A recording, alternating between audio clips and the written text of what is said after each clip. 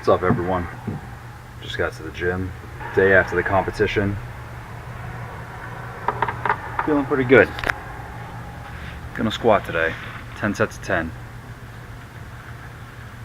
Let's go.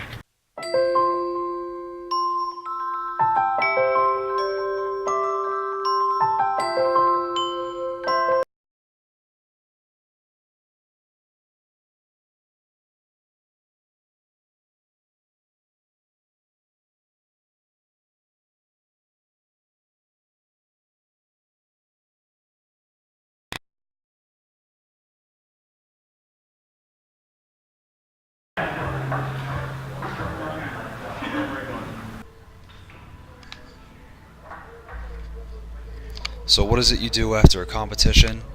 You get back in the damn gym. On this week, I decided to do 10 sets of 10 of the three main lifts for squat, which is the squat, the overhead, and the deadlift at 50%, give or take. So this is 195, 10 sets of 10 squats, and my quads were sore for goddamn 4 or 5 days. They're still sore, and it's now Thursday. Just working on technique, working on putting that volume back in, because as you get closer to a competition, you tend to train more intensity and less volume. It's just the way it works. Even if you do your accessories, you end up missing out on a ton of volume. So 10 sets of 10 is 100 reps times 195 pounds. Comes out to 19,500 pounds. That's a lot more volume than I was doing on the squat. Maybe the sled pull was probably close to that, but that's also concentric only, so it doesn't cause as much growth as something with an eccentric, or where you're building up a ton of lactic acid, at least in my experience. But working on this day, a little bit close stance, driving my neck into the pad, my traps into the pad, just like if I was going to do a yoke carry. Building that upper back strength. No handles on the yoke bar today, on the safety squat bar. So really letting it fall down onto my neck and having to push against it. Keep my back tight, keep my trunk tight, make my legs do the work. You can see it's like real close from what I normally squat at. That's okay. I kind of liked it. Like I said, it just beat my quads up real bad. But it is what it is. Everyone's going crazy. It's a Sunday at the gym. Just got back from that competition. Just trying to get in some damn work. You know, you can't expect every training session to be perfect. Can't expect every training session to where you go in and you kill every single rep and every single set. And if you let your mind win that battle where you don't think you can do something, then you're not gonna do it, and you're not gonna be able to do anything else that you want to do. So the best thing to do is just to get that out of your head, go back into the gym, or go back into work, whatever the case may be, and go do the damn things that need to be done.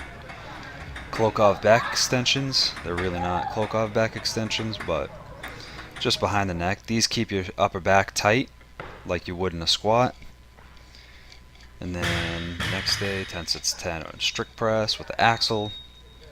Again, just working on form, technique, speed, and then building hypertrophy, obviously.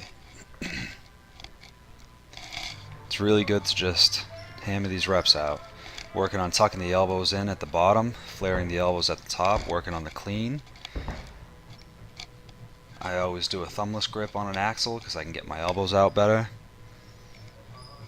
But I still squeeze the bar with my hand.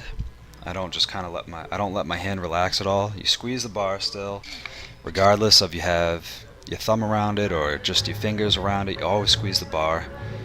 The more grip strength you have, the stronger you're gonna be, and that's the thing.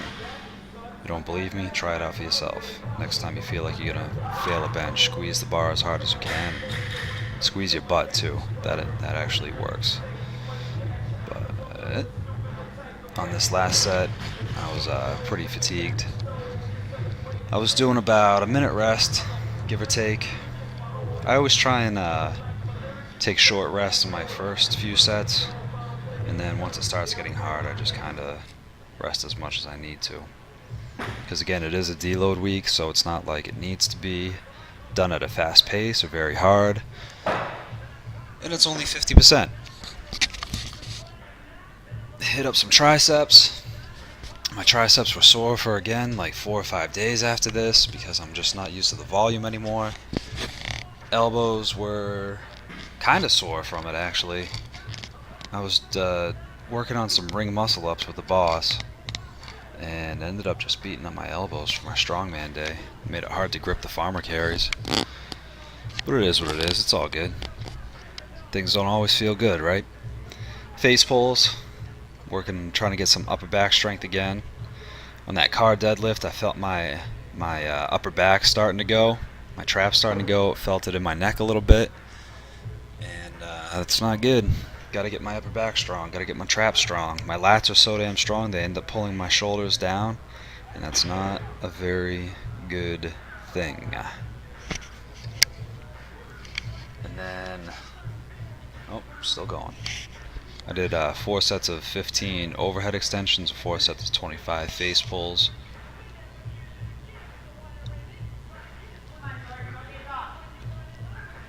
Just working on building some hypertrophy back.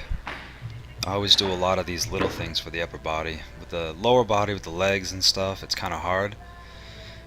Once you get done with like some squats and deadlifts, you really don't feel like doing a ton else, so you might have to sneak that kind of stuff in before your workout. And get your volume in before you train. Those little extra volumes of things like that, 100 reps of like leg curls or leg extensions or something like that, 50 lunges, something like that. Work on getting the legs moving the opposite directions of each other. Some rotations. It's my homegirl Heidi Kilborn working on some straight arm lat pull downs. See, we have the band accommodating resistance, a pulley system, trying to get her lat stronger, more explosive and dynamic so she can hit those muscle ups without an issue. Might need to go up in weight because she's been doing this for a minute here, but she's also just getting the feel of it.